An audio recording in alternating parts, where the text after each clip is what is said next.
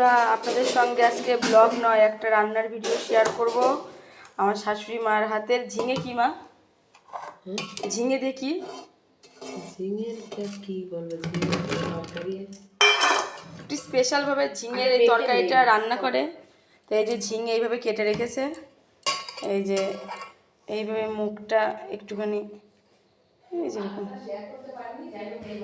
আর এই যে একটা মশলা পেস্ট করে রেখেছে, এর মধ্যে আছে কাজু বাদাম, পোস্ত, সর্ষে, লঙ্কা, তাই তো? আর কি আছে? আর হচ্ছে তিল আছে। এই যে একটা পেস্ট বানিয়ে রেখেছে। এই যে এর মধ্যে বেসন দিয়েছে, এই যে হলুদ আর লবণ। হলুদ আর এই যে লবণ, এইটা দিয়ে এখন হাতে মেখে নেবে। এটা মেখে নেব। একটু জল দিই। এই যে ঝিঙেগুলোকে এইভাবে ভেজে নিতে হবে তেল দিয়ে। এক এক করে ভেজে নিয়ে তুলে নিতে হবে। এই যে ঝিঙেগুলো ভেজে নিয়ে তুলে নিয়েছে। আর এখানে এই যে কালো জিরে ফোড়ন দিল। কালো জিরে ফোড়ন দিয়ে টমেটোটা দেব।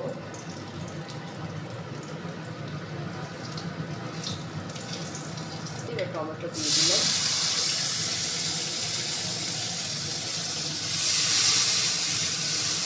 দিয়ে দিলাম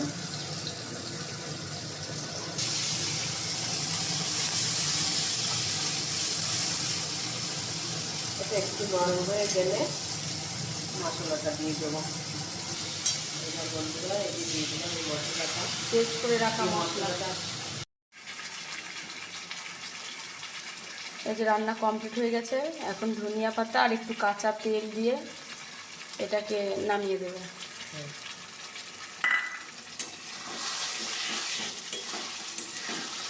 দেখতে দারুণ হয়েছে, আশা করি খেতেও দারুণ লাগবে। আচ্ছা, আমার শাশুড়ি মার হাতের রান্না।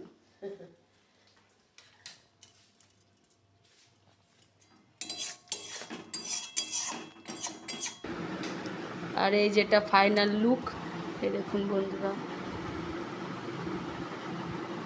একদম খাওয়ার জন্য কমপ্লিট।